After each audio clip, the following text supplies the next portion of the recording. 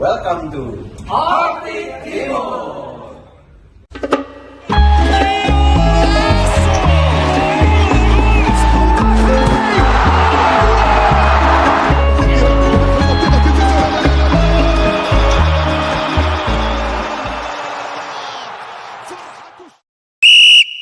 Welcome to my channel.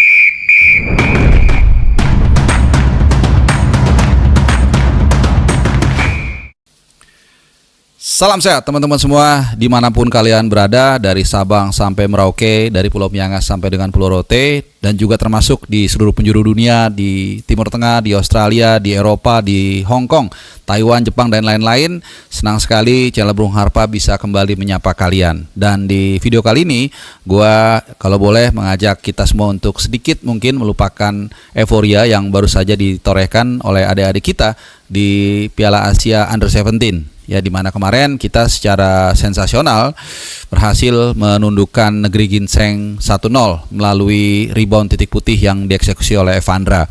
Ini adalah perolehan atau torehan yang sangat positif. Back to back kita mengalahkan Korea Selatan di ajang Piala Asia U23 ya, dan juga di Piala Asia U17. Ya, tentunya ini patut kita syukuri walaupun kemenangannya memang penuh dengan jeripayah ya, berdarah-darah, diserang habis-habisan, tapi win is still win.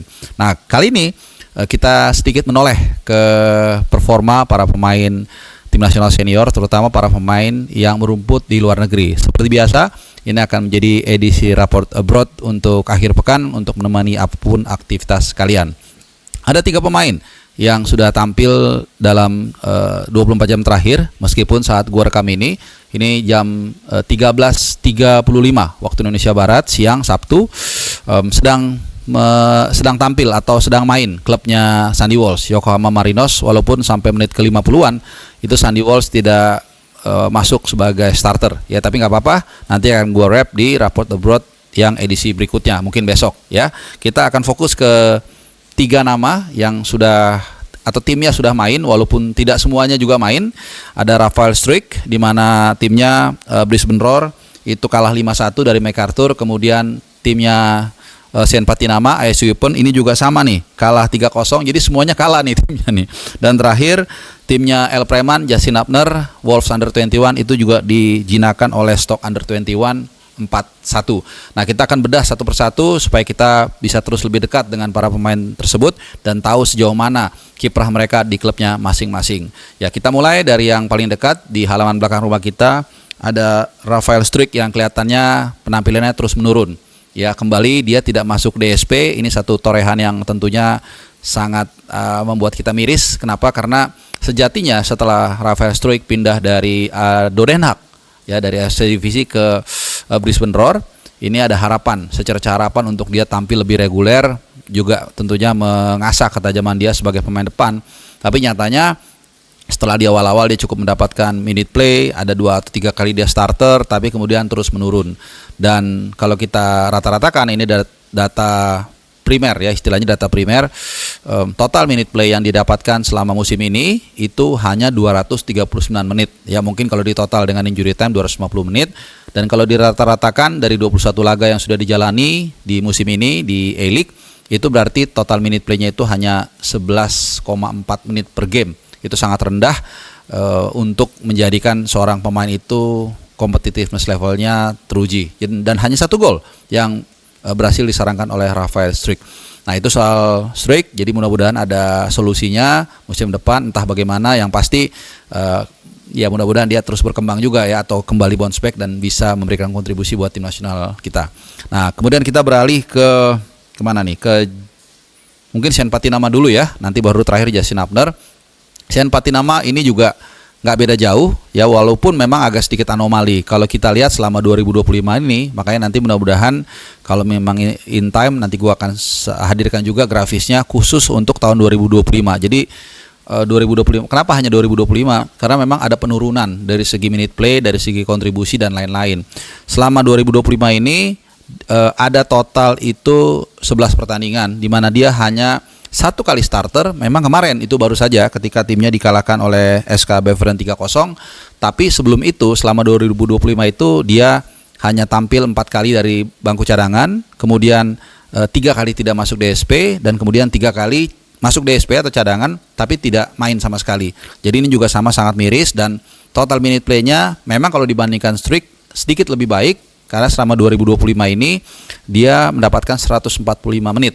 Ya, kalau dirata-ratakan itu 13 menit per game. Agak sedikit lebih bagus dari Strick yang hanya 11 menit per pertandingan. Tapi menurut gua masih tetap kurang, dan ya mungkin ini juga menjadikan isu ya. Ini isu yang gua dapat, bahwa Sen Patinama adalah salah satu pemain yang kabarnya kabar akan merapat ke Liga 1 katanya, tapi ini belum tahu, ini hanya isu, nanti kita akan tunggu kebenarannya seperti apa. Nah, kemudian kita kali ini gue ajak teman-teman juga bergeser ke Justin Upner. Ini menurut gue pemain yang walaupun main di Wolves Under 21 cuman sangat capable, sangat rutin, sangat reguler, dan kembali kemarin dia tampil sebagai starter dan juga main full meskipun timnya dibekuk oleh Stoke Under 21 4-1. Ya, tidak ada kekhawatiran kalau soal Justin Upner. Dia terutama di akhir mulai dari Desember 2024 sampai dengan saat ini dia sangat reguler. Ya, walaupun ada 1-2 kali dia memang nggak masuk DSP, ya mungkin lebih kepada kebugaran. Ini sekali lagi yang gue bilang berkali-kali, kemungkinan biasanya habis international break, habis membela timnas, biasanya walaupun dia fit, itu pemain juga nggak gampang langsung inti ya, karena perjalanan jauh dan lain-lain. Tapi secara mentality, secara regularitas dia sangat aman, dan bahkan kalau kita ingat teman-teman, mungkin sekitar sebulan lalu itu dia sempat ikut latihan dengan tim senior ya, ketika memang lini belakang dari Wolverhampton ini agak sedikit bermasalah, sehingga dia diminta lah untuk latihan, untuk jaga-jaga, untuk standby ya kalau waktu-waktu diperlukan. Dan saat itu gue masih ingat menjelang pertandingan menghadapi Liverpool. Sayang memang kesempatan itu belum datang, but that's okay ya. Kalau kita lihat peran dia di Wolves Under 21 ini cukup vital, dan dia bahkan hampir 3 atau 4 posisi dia mainkan, tapi paling banyak terakhir itu center back.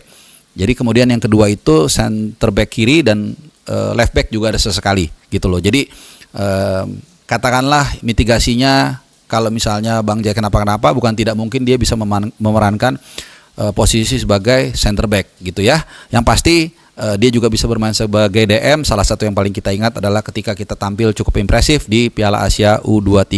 Dan sebagai catatan saja, musim ini Justin Upner tampil sebagai starter itu 15 kali, di mana 12 diantaranya dia bermain full. Jadi dari 15 kali starter itu hanya 3 kali dia diganti, dan itu pun biasanya mainnya sudah 80 atau 90 menit ya, hanya sekali dia hanya main 1 babak. Jadi intinya dia main 15 kali sebagai starter, kemudian hanya 1 kali masuk dari bangku cadangan dan mencetak 1 gol, termasuk juga salah satunya ketika dia ikut sebagai eksekutor penalti, dan di saat itu timnya memenangkan trofi tersebut ya. Jadi itu dulu mungkin ya, ada 3 pemain yang tampil dalam 24 jam terakhir. Tentunya setelah ini gue akan kembali memberikan report abroad soal pemain-pemain lainnya, mulai dari Sandy Walsh yang saat ini main, dan kemudian juga ada beberapa jadwal di sini kalau kita lihat yang akan main hari ini. Diantaranya ada dari Thai League itu ada 2 pemain yang akan tampil, yaitu Asnawi Mangkualam, kemudian juga ada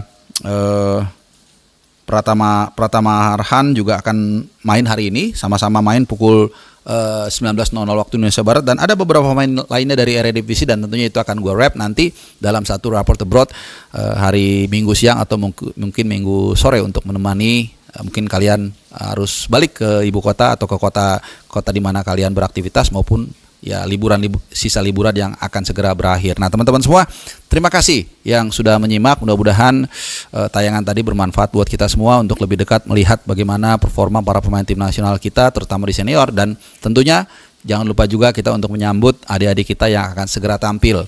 Ya, kurang lebih 2 hari lagi dari sekarang, tepatnya hari Senin, nanti kita akan menghadapi Yaman di pertandingan kedua grup C dari Piala Asia U17. Dan mudah-mudahan kalau tidak ada aral melintang, nanti gue akan live reaction sambil kita akan ngobrol-ngobrol, sambil kita akan bahas timnas. Dan tentunya ini pertandingan yang sangat penting yang jangan dilewatkan. Kenapa? Kalau kita menang, maka sudah dipastikan kita akan meraih tiket Piala Dunia Under 17 yang akan dilangsungkan akhir tahun ini di Qatar. Ya, ini satu momen yang sangat penting, langkah besar sudah dilakukan dengan mengalahkan Korea Selatan. Jangan kita lewatkan, kita dukung bersama-sama melalui televisi, melalui doa, maupun juga mungkin teman-teman yang ada di Saudi yang langsung mendukung Evandra dan kawan-kawan. Nah, teman-teman semua, gue mau mengucapkan terima kasih kalian sudah menyimak, dan kalau kalian punya komentar silahkan tinggalkan di kolom komentar dan kita akan berdiskusi secara sehat. Dan sekali lagi gue mau mengucapkan terima kasih, sehat selalu dan adios.